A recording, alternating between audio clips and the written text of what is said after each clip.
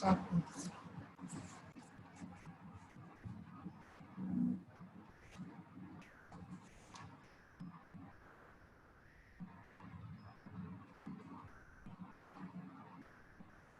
Hello,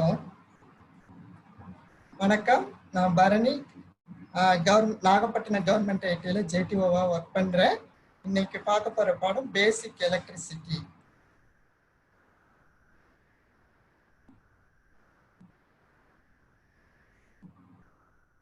இந்த லெசனுடைய முடிவில் நம்ம என்னென்ன தெரிஞ்சுக்க போகிறோம் அப்படின்னா, இந்த பாடத்தில் வரக்கூடிய basic definitions, grouping of resistances, electric power and energy. அடுத்தது இதில் வரக்கூடிய பேசிக் டெஃபினிஷன் என்னன்னு பார்க்கலாம். ஃபர்ஸ்ட் மின்னோட்டம். மின்னோட்டம்னா இங்கிலீஷில் எலக்ட்ரிக் கரண்ட்னு பேர். இதுக்கு என்ன டெஃபினிஷன்? ஒரு கடத்தில் செல்லும் எலக்ட்ரான்களின் நகர்வையே மின்னோட்டம் அப்படின்னு சொல்கிறோம். மின்னோட்டத்துக்கான குறியீடு ஐ, அது மின்னோட்டத்துக்கான அலகு ஆம்பியர், கேபிட்டல் ஏங்கிற எழுத்தால குறிப்பிடுறோம். மின்னோட்டத்தை அளவிடக்கூடிய கருவியின் பெயர் அம்மீட்டர். அடுத்தது இந்த மின்னோட்டத்துல ரெண்டு வகை சொல்றோம். நேர்திசை மின்னோட்டம் டைரக்ட் கரண்ட் அப்படின்ட்டு, அளவிலும் திசையிலும் எந்தவித மாற்றமும் இல்லாத மின்னோட்டம் நேர்திசை மின்னோட்டம்னு சொல்றோம். இந்த மின்னோட்டத்துக்கான குறியீடு இந்த மாதிரி ஒரு மைனஸ் சிம்பிள் மாதிரி ஸ்ட்ரெயிட் லைன் போட்டுக்கணும். இந்த டிசி மின்னோட்டத்துக்கான சோர்சஸ், அதோடைய மின் உற்பத்தி மூலங்கள் cells, batteries and DC generator. அடுத்தது மாறுதிசை மின்னோட்டம், ஆல்டர்னேட்டிங் கரண்ட்னு சொல்லுவோம். இது சுருக்கமா ஏசி அப்படின்னு சொல்லுவோம். அளவிலும் திசையிலும் குறிப்பிட்ட கால அளவில் மாறக்கூடிய மின்னோட்டத்திற்கு மாறுதிசை மின்னோட்டம் அப்படின்னு பேரு. இதற்கான குறியீடு இந்த மாதிரி இருக்கும். ஏசி சோர்சஸ் எதுனா ஏசி கரண்ட் மின் உற்பத்தி மூலங்கள், ஆல்டர்னேட்டர் மற்றும் ஏசி ஜெனரேட்டர். இப்போ இங்க சொல்லப்பட்டிருக்கிற எல்லாமே உங்களுக்கு கேள்வியா வரும். ஒரு கடத்தில் செல்லக்கூடிய எலக்ட்ரான்களின் நகர்விற்கு பெயர் என்ன, எலக்ட்ரான்களின் ஓட்டத்திற்கு பெயர் என்ன அப்படின்னு கேட்பாங்க. மின்னோட்டத்திற்கான குறியீடு என்னன்னு கேட்பாங்க. மின்னோட்டத்திற்கான எஸ்ஐ அலகு என்னன்னு கேட்பாங்க. மின்னோட்டத்தை அளவிடும் கருவியின் பெயர் என்னன்னு கேட்பாங்க. அப்போ இந்த ஒரு சின்ன இதுல ஒரு 6-7 விதமான கொஸ்டின்ஸை நீங்க அட்டன் பண்ணலாம். அதாவது மின்னோட்டத்தை அளவிடும் கருவியின் பெயர் என்னன்னு கேட்கலாம், அல்லது அம்மீட்டர் எதை அளக்க பயன்படுகிறது அப்படின்னு கேட்கலாம். அது மாதிரி மின்னோட்டத்திற்கான குறியீடு ஐ என்பது எதை குறிக்குது அப்படின்னு கேட்கலாம். அது மாதிரி இங்க இந்த அளவிலும் திசையிலும் எந்தவித மாற்றமும் இல்லாத மின்னோட்டத்திற்கு என்ன பெயர்னு கேட்கலாம். டைரக்ட் கரண்ட்னு உனக்கு ஆப்ஷன்ல இருக்கும். அது மாதிரி டிசி கரண்ட்டுக்கான குறியீடு என்னன்னு கேட்பாங்க, இது ஆப்ஷன்ல இருக்கும். டிசி உற்பத்தி பண்ணக்கூடிய மின்மூலங்கள் எதுன்னு கொஸ்டின் கேட்கலாம். அது மாதிரி ஏசி கரண்ட்னா என்ன அப்படின்னு கேக்குது. இந்த டெஃபினேஷன் உனக்கு கொஸ்டின்ல இருக்கும். அளவிலும் திசையிலும் குறிப்பிட்ட கால அளவில் மாறக்கூடிய மின்னோட்டத்திற்கு பெயர் என்னன்னு கேட்பாங்க. அப்போ ஆப்ஷன்ல ஏசி அல்லது ஆல்டர்னேட்டிங் கரண்ட் இருக்கும். ஏசி கரண்ட்டுக்கான குறியீடு என்னன்னு கேட்கலாம், ஏசி சோர்சஸ் என்னன்னு கேட்கலாம். அப்போ இத்தனை விஷயத்துல இது எல்லாமே உங்களுக்கு கேள்வியாகும். அடுத்தது மின்னியக்கு விசை, இஎம்எஃப், எலக்ட்ரோமோட்டிவ் ஃபோர்ஸ் அப்படின்னு ஒரு மூடிய மின் சுற்றில் எலக்ட்ரான்களை நகர்த்துவதற்கு தேவையான விசைக்கு மின்னியக்கு விசை அப்படின்னு பேரு. இதற்கான குறியீடு கேபிட்டல் இன்னு சொல்றோம். இதற்கான அலகு வோல்ட். அடுத்தது மின்னழுத்த வேறுபாடு என்னன்னா, ஒரு மின் சுற்றில் ஏதேனும் 2 புள்ளிகளுக்கு இடையே உள்ள அழுத்த வேறுபாட்டை குறிக்கிறது மின்னழுத்த வேறுபாடு. இதற்கான குறியீடு வி. ஆக்சுவலா பிடின்றது இஎம்எஃப் விட எப்பவுமே கம்மியா இருக்கும். மின்னழுத்த வேறுபாடு பொட்டன்ஷியல் டிஃபரன்ஸ்ன்னு சொல்றோம். இஎம்எஃப் விட பிடி குறைச்சலா இருக்கும். அடுத்தது மின்னழுத்தம் வோல்டேஜ். ஃபேஸ் மற்றும் நியூட்ரல் லைன்களுக்கு இடையேயான மின்னழுத்த வேறுபாட்டை குறிக்கிறது மின்னழுத்தம் வோல்டேஜ்னு சொல்றோம். இதற்கான அலகு வோல்ட். இதை அளக்கக்கூடிய கருவி வோல்ட் மீட்டர். இது எல்லாமே உங்களுக்கு கேள்வியா இருக்கும். மின்னழுத்தத்தை அளக்கக்கூடிய கருவியின் பெயர் என்னன்னு கேட்பாங்க, அல்லது வோல்ட் மீட்டர் எதை அளக்க பயன்படுகிறது அப்படின்னு கேட்பாங்க. மின்னழுத்தத்திற்கான குறியீடு என்ன அப்படிங்கறத கேள்வியா வரலாம். அடுத்து மிக முக்கியமான டெஃபினிஷன் மின்தடை. மின்தடை ரெசிஸ்டன்ஸ் அப்படின்னா என்ன? ஒரு கடத்தின் வழியே மின்னோட்டம் செல்வதற்கு எதிர்ப்பை தரக்கூடிய பண்பிற்கு மின்தடை அப்படின்னு பேரு. இதற்கான குறியீடு ஆர். இதை மின்தடையின் அலகு ஓம். மின்தடையை அளக்கக்கூடிய கருவியின் பெயர் ஓம் மீட்டர். இதுவும் உங்களுக்கு எல்லாமே கேள்வியா வரும். ரெசிஸ்டன்ஸ்னா என்ன, குறியீடு, ரெசிஸ்டன்ஸ்க்கான குறியீடு என்ன, மின்தடையின் அலகு என்ன அப்படிங்கிறது கேள்வி. மின்தடை அளக்கக்கூடிய கருவியின் பெயர் என்ன அப்படின்ட்டு எல்லாமே உங்களுக்கு கேள்வியாகும். அடுத்த ஒரு முக்கியமான விஷயம் கண்டக்டர். கண்டக்டர்னா மின் கடத்தி. தமிழ்ல தன் வழியே மின்னோட்டத்தை எளிதில் பாய அனுமதிக்கக்கூடிய பொருளுக்கு கண்டக்டர் அப்படின்னு பேரு. தமிழ்ல மின் கடத்தின்னு சொல்லுவாங்க. அனைத்து உலோகங்களும் நல்ல மின் கடத்தி. இதற்கு எடுத்துக்காட்டு சில்வர், காப்பர், அலுமினியம், பித்தளை அப்படின்னு சொல்லலாம். இதுவும் உங்களுக்கு கேள்வியா வரும். தன் வழியே மின்னோட்டத்தை ஈஸியா பாய அனுமதிக்கக்கூடிய பொருளின் பெயர் என்னன்னு கேட்கலாம். அல்லது கண்டக்டருக்கு ஒரு நல்ல எடுத்துக்காட்டு பெஸ்ட் கண்டக்டர் ஆஃப் எலக்ட்ரிசிட்டி அப்படின்னு கேட்கலாம். அடுத்தது இன்சுலேட்டர். இன்சுலேட்டர் அப்படிங்கிறது என்னன்னா தன் வழியே மின்னோட்டத்தை செல்ல விடாமல் தடுக்கக்கூடிய பொருளுக்கு இன்சுலேட்டர்னு பேரு. மின் காப்பு பொருள் அல்லது மின் கடத்தா பொருள் தமிழ்ல சொல்லலாம். இதற்கான எடுத்துக்காட்டு மைக்கா, ரப்பர், கண்ணாடி, பீங்கான் அப்படின்ட்டு. இதுவும் இன்சுலேட்டருக்கு சில எடுத்துக்காட்டுகள் கூறு அப்படின்னு வரும். அதாவது எடுத்துக்காட்டு சொல்லுன்னு ஆப்ஷன்ல 4 ஆப்ஷன்ல இது ஒண்ணு ரைட் ஆப்ஷனா இருக்கும்.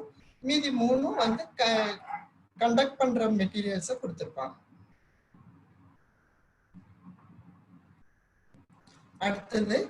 அடுத்த மிக முக்கியமான ஒரு டெஃபினிஷன் ஓமின் விதி, ஓம்ஸ் லா. மாறாத வெப்பநிலையில் ஒரு மூடிய மின் சுற்றில் பாயும் மின்னோட்டமானது மின்னழுத்தத்திற்கு நேர் விகிதத்திலும் மின்தடைக்கு எதிர் விகிதத்திலும் இருக்கும். இப்ப இதுல உங்களுக்கு கேள்வி எப்படி கேட்பாங்கன்னா இந்த டெஃபினேஷனை உனக்கு கொஸ்டின்ல கொடுத்துட்டு இந்த விதியின் பெயர் என்ன அப்படின்னு கேட்பாங்க. ஆப்ஷன்ல உங்களுக்கு ஓம்ஸ் லான்னு இருக்கும். மின்னோட்டத்தை ஐங்கிற எழுத்தால குறிப்பிடுறோம், மின் அழுத்தத்தை விங்கிற எழுத்தால குறிப்பிடுறோம், மின் தடைய ஆறுங்கிற எழுத்தால குறிப்பிடுறோம். இப்போ இந்த ஓமின் விதியின் அடிப்படையில 3 ஃபார்முலா கொண்டு வரணுமா. I is directly proportional to V by R, I equal to V by R, V equal to I into R, R equal to V by I.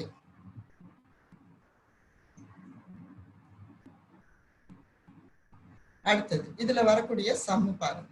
ஒரு பல்பு 6 வோல்ட் மின்னழுத்தத்தில் 0.4 ஆம்ப்ஸ் மின்னோட்டத்தை எடுத்துக்கொள்கிறது. அதன் மின்தடையை காண்க. ரெசிஸ்டன்ஸ் கேட்கிறாங்க. இப்ப இந்த 3 எழுத்து சொன்னோம் இல்லையா, I, V, R, இந்த 3 ஃபார்முலாவும் வச்சு எப்படி சம் போடுறதுன்னு பாக்குறோம். மின்தடை கேட்கறதுனால R is equal to V by I. Vங்கிறது 6 வோல்ட், Iங்கிறது 0.4. இது ரெண்டுத்தையும் வகுத்தோம்னா உங்களுக்கு 15 ஓம் அப்படின்னு கிடைக்கும். அடுத்த சம் பாருங்க.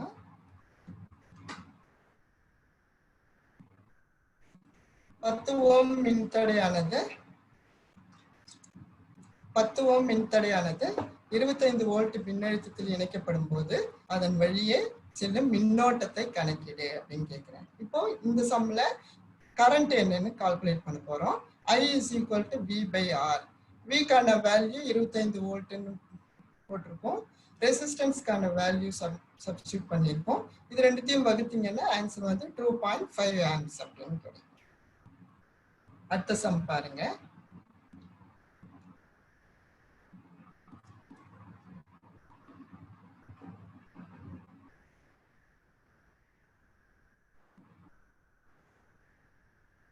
ஒரு மின் சுற்றில் செல்லும் மின்னோட்டத்தின் அளவு 2.5 ஆம்ப்ஸ்.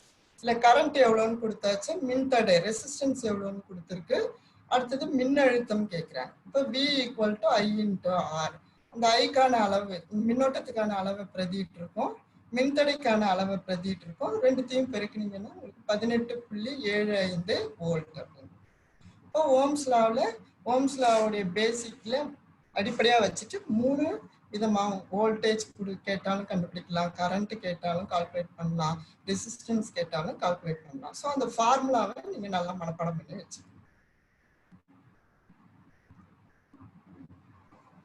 அடுத்த விஷயம் மின்தடைகளை இணைத்தல், கனெக்ஷன் ஆஃப் ரெசிஸ்டன்ஸ்.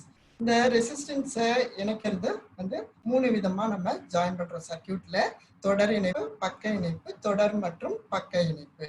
தொடர் இணைப்புன்னு சீரிஸ் கனெக்ஷன் அப்படின்னு இங்கிலீஷ்ல சொல்றோம். பக்க இணைப்புக்கு பேரலல் கனெக்ஷன் சொல்றோம். சீரிஸ் அண்ட் பேரலல் அப்படிங்கிறது தொடர் மற்றும் பக்க இணைப்பு. இப்போ இதுல எப்படி ஃபார்முலா வருதுன்னு பார்ப்போம்.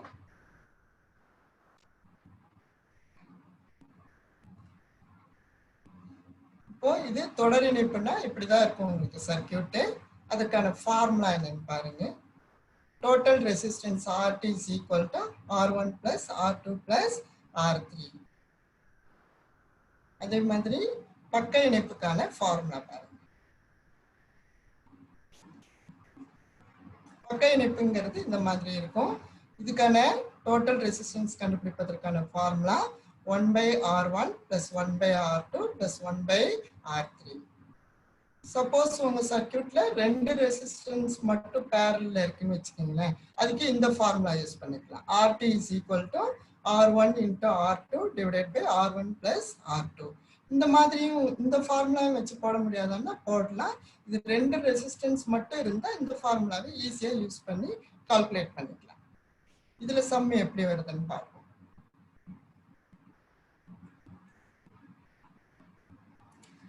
இங்க ஒரு சீரிஸ் சர்க்கியூட் காமிக்கப்பட்டிருக்கு. இதுல 3 ரெசிஸ்டன்ஸ் சீரிஸ்ல இருக்கு பாருங்க. 15 ஓம், 5 ஓம், 30 ஓம் அப்படின்னு. இதோட டோட்டல் ரெசிஸ்டன்ஸ் என்னன்னு கால்குலேட் பண்றோம். ஜஸ்ட் அதோடைய ஃபார்முலா பிரதியிடுறோம், ஃபார்முலா எழுதிக்கிறோம், அந்த நம்பரை பிரதியிடுறோம், மூணுத்தையும் கூட்டி ஆன்சர் எழுதிக்கிறோம். சீரிஸ்ல சம் இருக்குதுன்னா ரொம்ப ஈஸி. எத்தனை கொடுத்துருக்காங்களோ அத்தனையும் ஆட் பண்ணி கால்குலேட் பண்ணிக்க வேண்டியதுதான். அடுத்த சம் பாருங்க. 4 resistors of 30 ohm, 10 ohm, 20 ohm and 15 ohm are connected in series.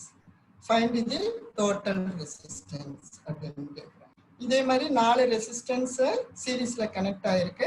அதோடைய மொத்த மின்தடை எவ்வளோன்னு கேட்குறேன். ஜஸ்ட் என்ன பண்ணணும், ஃபார்முலா எழுதுறோம், அதோடைய வேல்யூவை பிரதியிடுறோம், அடுத்து எல்லாத்தையும் கூட்டி ஆன்சர் எழுதுறோம்.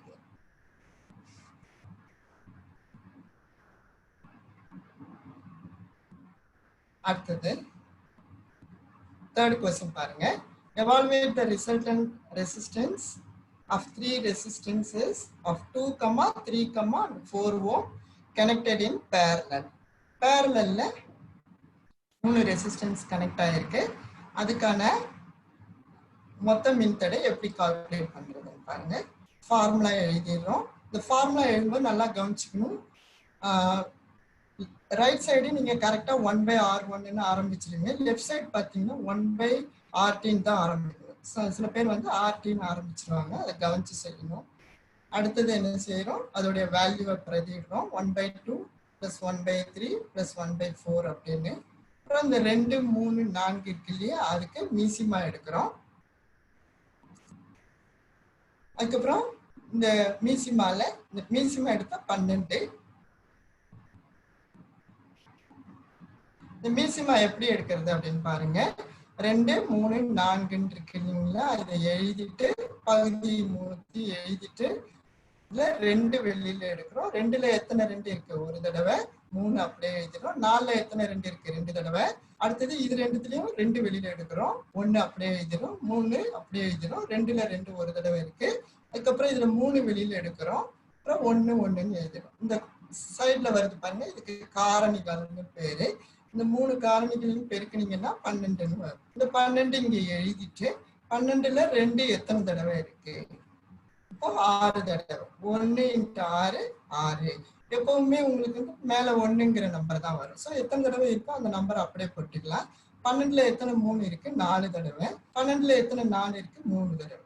அப்போ இது 3த்தையும் கூட்டினீங்கன்னா 13ன்னு கிடைக்கும். 13/12. இந்த பக்கம் பாருங்க, லெஃப்ட் சைடு வந்து உங்களுக்கு 1/RT தான் வரும் ஒவ்வொரு ஸ்டெப்லையும். அப்போ நம்ம ஃபைனல் ஆன்சர் RTன்னு கேட்கும்போது தலைக்கீழே மாத்திரம். இப்போ RT/1 வரும். RT is equal to இந்த லெஃப்ட் சைடு தலைக்கீழே மாற்றும் போது ரைட் சைடு என்ன பண்றோம், நம்ம தலைக்கீழே மாத்திரம் 12/13 ஓம் அப்படின்னு ஆன்சர் கிடைக்கும். சப்போஸ் உங்களுக்கு ஆப்ஷன்ல பின்னத்துல இருந்ததுன்னா இந்த ஆன்சரை அப்படியே கிளிக் பண்ணிக்கலாம். இது ரெண்டுத்தையும் வகுத்து டெசிமல்ல இருந்ததுன்னா டெசிமல்ல ஆன்சர் போட்டுக்கலாம். 2 விதமாகவும் நீங்க ஆன்சர் பார்த்துக்கலாம். ஆப்ஷன்ல எப்படி இருக்கோ அதுக்கு தகுந்த மாதிரி ஆன்சர் பண்ண. அடுத்த சம் பாருங்க. இந்த சம்ல ரெண்டு ரெசிஸ்டன்ஸ் 5 ஓம் மற்றும் 20 ஓம் அப்படின்னு ரெண்டு ரெசிஸ்டன்ஸ் பேரலல்லையும் அது கூட 10 ஓம்ங்கிற ஒரு ரெசிஸ்டன்ஸ் சீரீஸ்லி கனெக்ட் ஆயிருக்கு. இதோடைய மொத்த மின்தடை எவ்வளவுன்னு கேட்கப்படுது. இதுக்கு வந்து பாத்தீங்கன்னா ரெண்டு ரெசிஸ்டன்ஸ் பேரலல்ல இருக்கு, அது கூட ஒன்று சீரீஸ்ல இருக்கு. சரிங்களா? இப்ப இதுக்கு எப்படி முதல்ல என்ன பண்ணணும்னா இந்த பேரலல் ரெசிஸ்டன்ஸ் இருக்கு பாருங்க, அதுக்கு டோட்டல் ரெசிஸ்டன்ஸ் கண்டுபிடிச்சிட்டு வர்ற ஆன்சரை இது கூட சீரீஸ்ல இருக்கிறதுனால இது கூட கூட்டிக்கணும். இப்ப வேல்யூ எழுதியிருக்கோம். அடுத்தது பேரலலுக்கான பேரலல்ல ரெண்டு ரெசிஸ்டன்ஸ் இருக்கு இல்லைங்களா, 1/RAB is equal to 1/R1 plus 1/R2 அப்படின்னு போடுறோம். அடுத்தது வேல்யூ பிரதிடுறோம். இந்த 5க்கும் 20க்கும் மீசிமா எடுத்தீங்கன்னா 20. 20ல எத்தனை 5 இருக்கு? 4 தடவை, ஒரு நாள் 4. 20ல எத்தனை 20 இருக்கு? ஒரு தடவை 1ன்னு போட்டுக்கிறோம். கூட்டினீங்கன்னா 5/20ன்னு வரும். அதை வந்து கேன்சல் பண்ணீங்கன்னா 1/4ன்னு வரும். அது போன சம்ல சொன்ன மாதிரி லாஸ்ட் ஸ்டெப்ல தலைக்கீழ மாத்துறோம். RAB இங்க தலைக்கீழ மாத்தினீங்கன்னா 4/1ன்னு வரும். 4 ஓம். இது வந்து பேரலலுக்கான மொத்த மின்தடை. அப்புறம் சீரீஸ் கூட ஒரு 10 ஓம்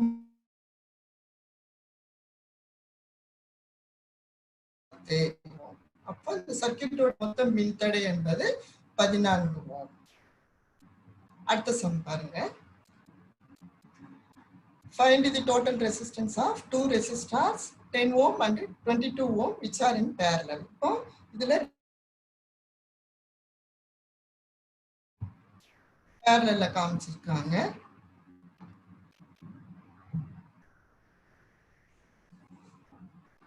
இல்ல ஃபார்முலா எழுதுறேன். இன்னொரு ஃபார்முலா சொன்னேன் இல்லைங்கல்ல, R1 into R2 divided by R1 plus R2 அப்படின்ட்டு அந்த ஃபார்முலா எழுதுறோம். இந்த நம்பரை வந்து பிரதிடுறோம். ஒன்று 10 ஓம், இன்னொன்று 22 ஓம். இங்க 10 ஓம் பிளஸ் 22 ஓம். மேல பெருக்கல் காமிக்கணும், கீழே வந்து கூட்டல் வரணும். மேல பெருக்கினீங்கன்னா 220 ஓம்னு கிடைக்கும். கீழே கூட்டினீங்கன்னா 32 ஓம்னு வரும். இது ரெண்டுத்தையும் வகுத்தீங்கன்னா 6.87 ஓம் அப்படின்னு ஆன்சர். அடுத்தது மிக முக்கியமான அடுத்த டெஃபினிஷன் திறன், பவர். வேலை செய்யப்படும் வீதமே திறன் எனப்படும். இதுதான் வந்து பொதுவா திறன்னா இந்த டெஃபினிஷன் சொல்றோம். இப்ப மின்திறன், நம்ம இந்த சாப்டர்ல மின்திறன்னா என்ன? Electric power. 1 வோல்ட் மின்னழுத்தத்தில் 1 ஆம்பியர் மின்னோட்டம் பாய்மே ஆனால் அந்த மின் சுற்றில் இணைக்கப்பட்ட லோடின் திறன் 1 வாட் எனப்படும். மின் அலகு வந்து வாட். இது ஒரு கேள்வியா வரும் உங்களுக்கு, திறனுடைய அலகு என்ன அப்படின்னு. அடுத்தது மின்திறனை அளக்கக்கூடிய கருவியின் பெயர் என்னன்னு கேட்பாங்க, வாட் மீட்டர். அடுத்தது பவருக்கான formula voltage into current. Voltage பவர்ல ஃபர்ஸ்ட் எழுத்து P equal to U into I.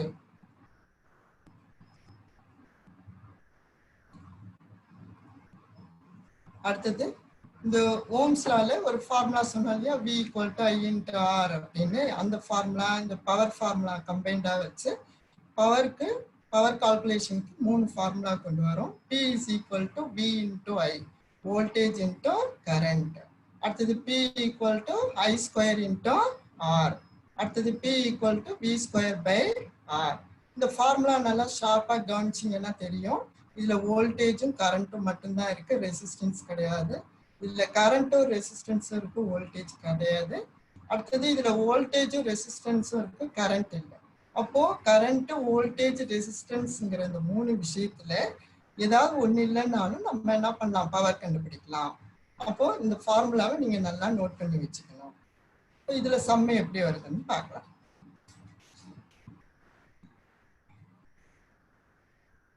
How much power does it consumes if an electric heater draws a current of 10 amps at 200 volt? அதாவது ஒரு electric heater அது எவ்வளவு current எடுத்துக்குதுன்னா 10 amps current எடுத்துக்குது 200 வோல்டேஜ்ல.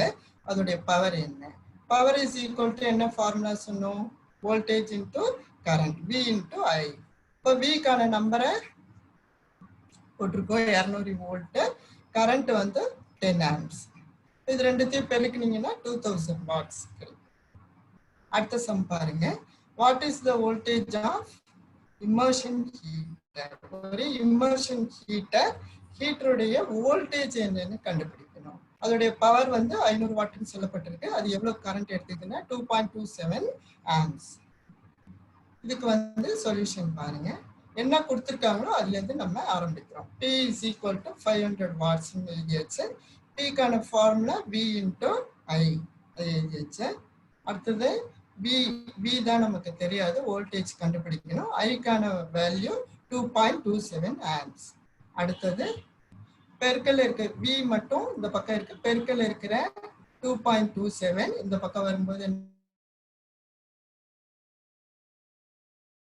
வகுத்தீங்கன்னா 220.3 volt கிடைக்கும்.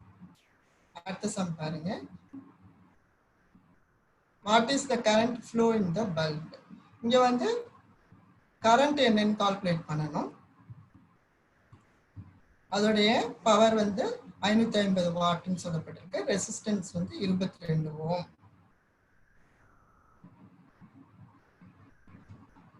இதுல power வந்து 550 what. பவர்க்கான formula 3 formula சொன்னோம் இல்லைங்களா? அதுக்கு அந்த ஃபார்முலாவில் நம்ம கணக்குல என்ன டேட்டாஸ் கொடுத்துருக்காங்களோ அதுக்கு தகுந்த மாதிரி ஃபார்முலாவை நம்ம எடுத்துக்கணும். I² into R equal to 550 what. அப்போ I² into R உடைய நம்பர் 22 போடுறோம். அடுத்தது வந்து I² equal to பெருக்கல் இருக்கிற 22 இந்த பக்கம் வரும்போது வகுத்தலா வருது. அடுத்தது இது 550 22 வகுத்தீங்கன்னா 25 கிடைக்கும்.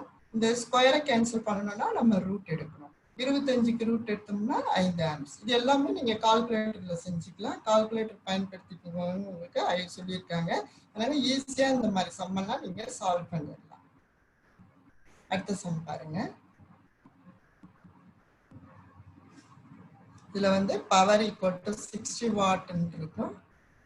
வோல்டேஜ் வந்து 200 வோல்ட். அதோடைய ரெசிஸ்டன்ஸ் என்னன்னு கேட்கிறாங்க.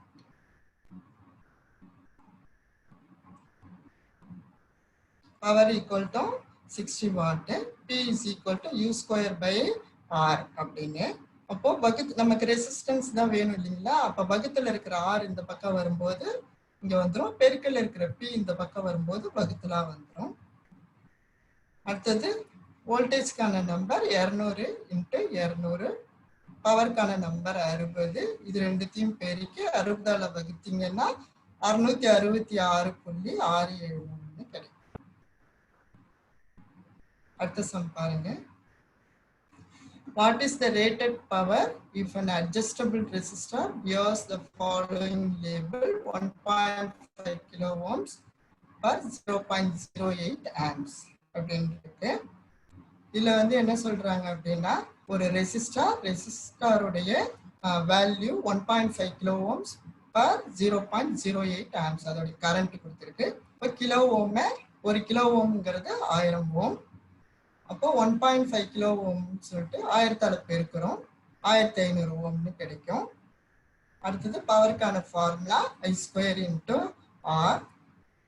ஐக்கான வேல்யூ வந்து பிரதியிடுறோம். I²ங்கிறதுனால 2 தடவை போட்டிருக்கோம் பெருக்கல்ல.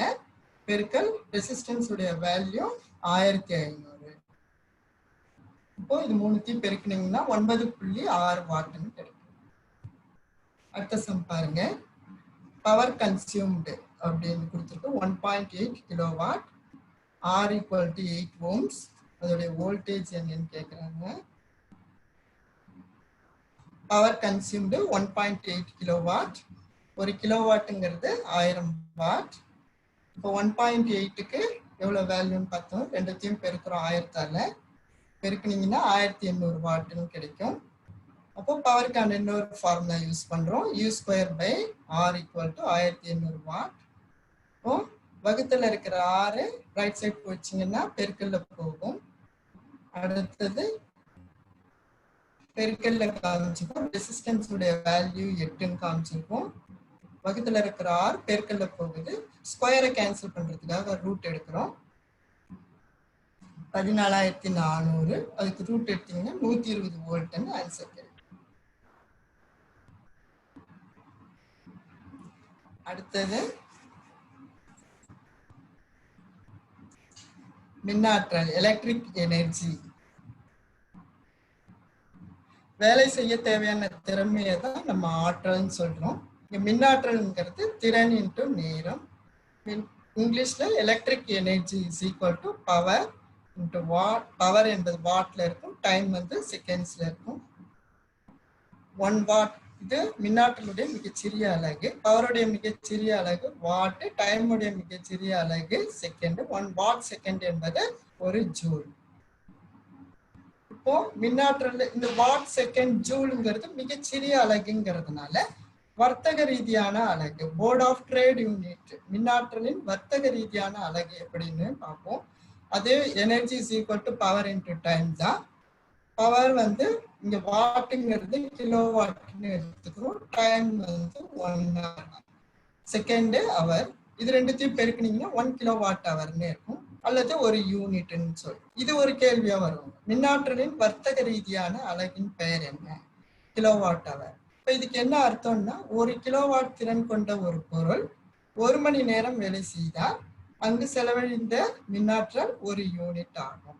இந்த மின்னாற்றலை அளப்பதற்கான கருவி எனர்ஜி மீட்டர். இப்ப மின்னாற்றலை அளவிடும் கருவியின் பெயர் என்ன? இது ஒரு கேள்வியா வரும்.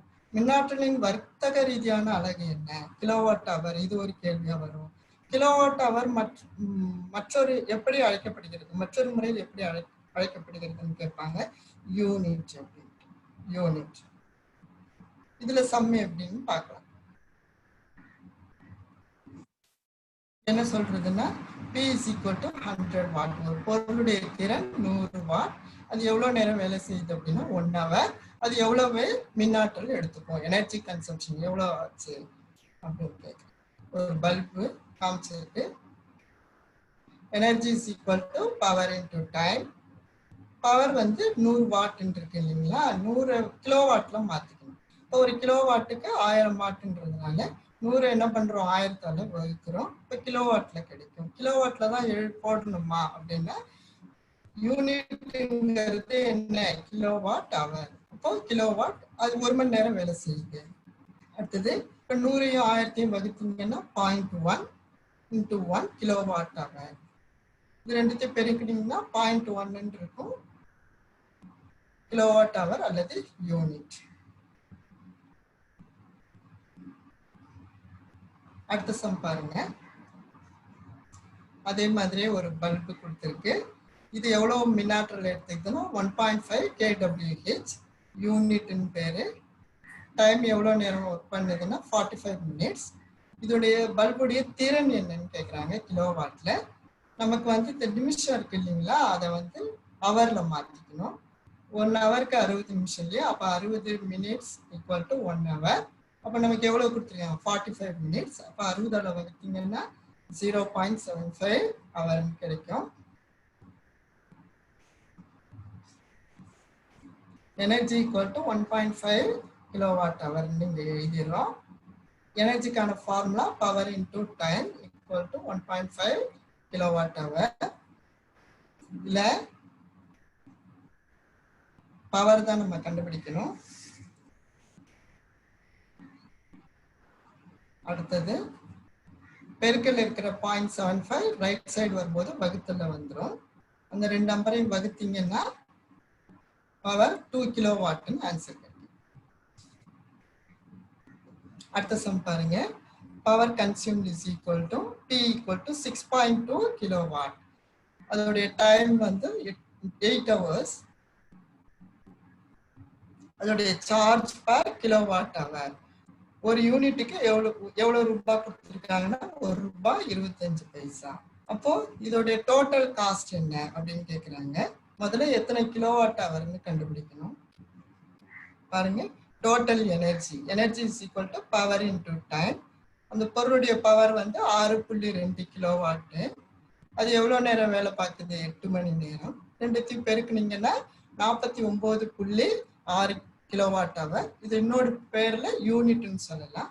ஒரு யூனிட்டுக்கு எவ்வளவு ரூபான்னு சொல்லப்பட்டிருக்கு, ₹1.25. அப்போ டோட்டல் காஸ்ட் என்னும்போது வந்திருக்கக்கூடிய யூனிட்டை அந்த ரூபாயெல்லாம் பெருக்கினீங்கன்னா 62 ரூபாய் கிடைக்கும்.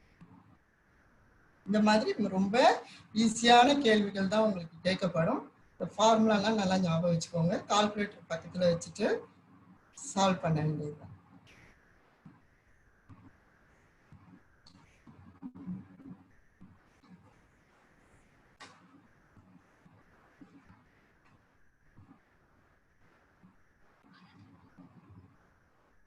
அடுத்தது find the cost if running 15 HP motor for 15 days at 4 hours per day if the cost of energy is ₹3 per unit. ஒரு 15 HP மோட்டார் 15 நாள் வேலை செய்து ஒரு நாளைக்கு 4 மணி நேரம் அப்படின்ட்டு. இதுக்கு வந்து ஒரு யூனிட்டுக்கு எவ்வளவு ரூபான்னு சொல்றாங்கன்னா 3 ரூபாய். அப்படின்னா இந்த மோட்டருடைய டோட்டல் எனர்ஜி என்ன, டோட்டல் காஸ்ட் என்ன அப்படிங்கிறது தான் கேள்வி. அப்போ நம்ம வந்து ஹெச்பில கொடுத்துருக்காங்க இல்லையா மோட்டருடைய திறன், அதை வந்து கிலோவாட்ல மாத்திக்கணும். 1 HP equal to 0.746 கிலோவாட். அப்போ 15 ஹெச்பிக்கு எவ்வளோன்னு பார்க்குறோம். அது ரெண்டுத்தையும் பெருக்கினீங்கன்னா 11.19 வரும். அடுத்தது ஒரு நாளைக்கு அது எவ்வளோ எனர்ஜி எடுத்துக்குது, பவர் இன்டூ டைம். எனர்ஜிக்கான ஃபார்முலா என்ன சொன்னோம், பவர் இன்டூ டைம். இப்போ அதோடைய நம்பர் எனர்ஜி வந்து 11.19 கிலோவாட். அது ஒரு நாளைக்கு எவ்வளோ நாள் ஒர்க் பண்ணுது, 4 மணி நேரம். அது ரெண்டுத்தையும் பெருக்கினீங்கன்னா 44.76 கிலோவாட் ஹவர்னு கிடைக்கும். கிலோவாட் ஹவருடைய மற்றொரு பெயர் என்னன்னு கேட்பாங்க, யூனிட். நல்லா ஞாபகம் வச்சுக்கோங்க. அடுத்தது இது ஒரு நாளைக்கு. அடுத்தது 15 நாளைக்கு எவ்வளோன்னு பார்க்குறோம். இப்போ 15 கூட பெருக்கிக்கிறோம். பெருக்குனா டோட்டலா 671.4 யூனிட் கிடைக்கும் கிலோவாட் ஹவர்.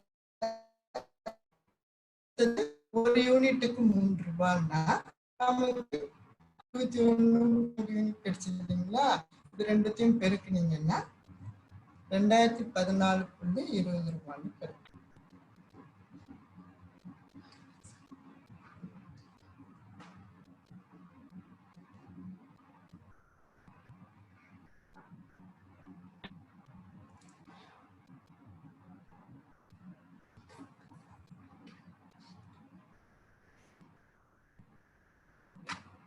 உங்களுக்கு ஏதாவது டவுட்னா கேட்டுக்கோங்க.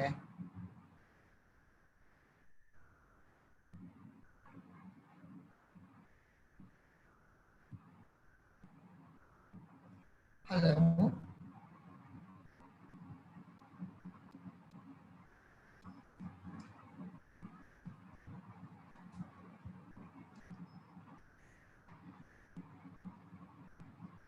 ஹலோ,